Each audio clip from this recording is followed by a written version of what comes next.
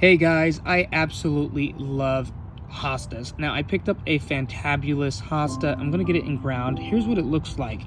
Now the tag doesn't really compare to it. I don't know, did they mix up the tag? Because there's no way. This looks completely different.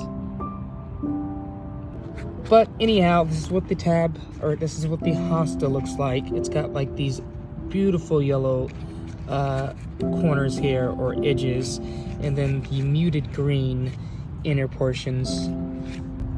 Now, I was gonna place it elsewhere, but I decided on placing it right here. And there's something strange about this hosta. I can't find the tag anymore, but it said on the tag that this needed to be spaced 179 inches, which I believe that's around like 14 foot, and that can't be right.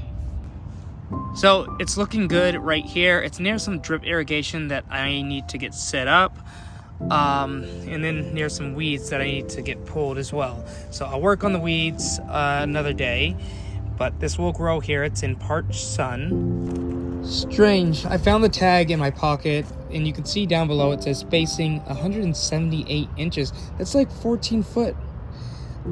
This does say, again, it does say the average height is 40 inches, and I did look this up, and it says that it gets about 3 foot wide. So I wonder why the spacing is 178 inches. Which, it's gonna get dappled lighting, if not shade, from this pine, so I think it should be okay. But before I go, I want to show you guys a few hostas, at least in this area. And these guys are all a part of the Shadowland collection from Proven Winners. There is a few weeds that I need to get rid of that's growing close by the hostas. This one, I think it was called Shadowland, maybe, water slide? I can't remember. But I did find one tag to one of the Shadowland hostas, and this is the Coast to Coast. I have two Coast to Coast. This one's kind of smaller because I divided it this year and put it right in this spot. In this area here, I believe that's a fire island back there, and then we have what I believe to be a curly fries, because I remember putting curly fries here, and it looks a lot different this year than it has the previous years, maybe because it's more established. You can see it's kind of wrinkled towards the edges, so I know we have a couple curly fries in this area. In fact, one of them's back there, so it definitely has to be curly fries, because I remember placing it there. This one here has gotten pretty gosh darn humongous. I don't even know what the name is to this one. It gets these striking yellow edges, and kind of not kind of the same as the other one when first emerging, but still kind of muted green. The other's more a little blue, and you can see just how large it gets. For right now, it's kind of like going up against the pot, but that's because I don't know, I need to move it. Either move it or move the hosta. Hopefully this year, I think I can't read the tag anymore. Oh, the Minuteman hosta.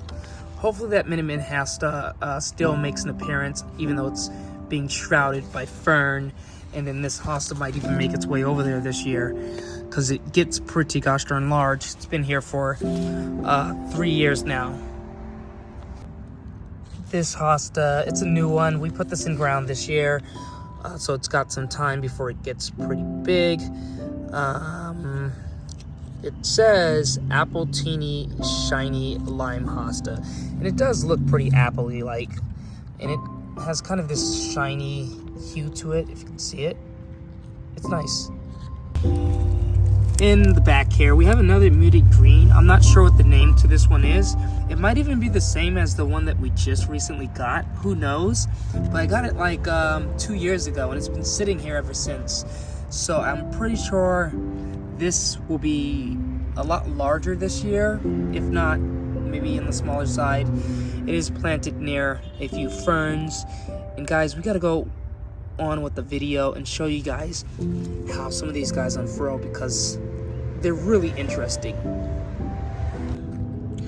One of my favorite Shadowland collection just so happens to be the Shadowland Wii, and if you can see the picture, this is exactly what this will turn into. I have a few of them in the garden.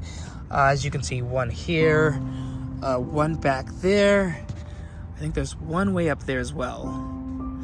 But these guys are like so curly, they kind of take up that spacing, and they don't really get too large nor too wide. I think it's on the smaller side.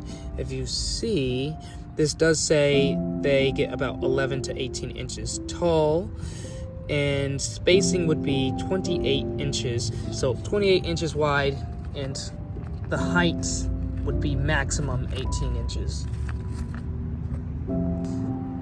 Now, if you've been keeping up with my short videos, you'll probably have known that I put in ground a dancing queen. Actually, 2 dancing queens.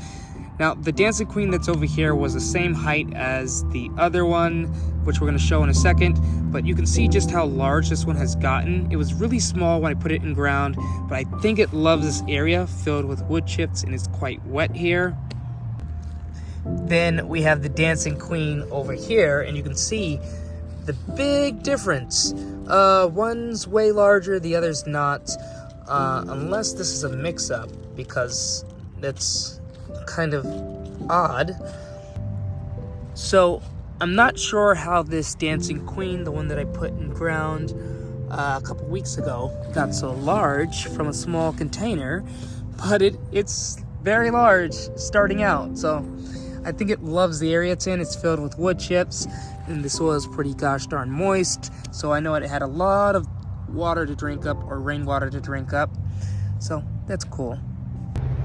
But guys, I will see you guys next time. Until then, take a look at this Japanese maple tree behind me. We're almost fully leafed out, and this is what we have to look forward to, the blood red color of the leaves as the sun sets. But catch you guys in the garden next time. Peace.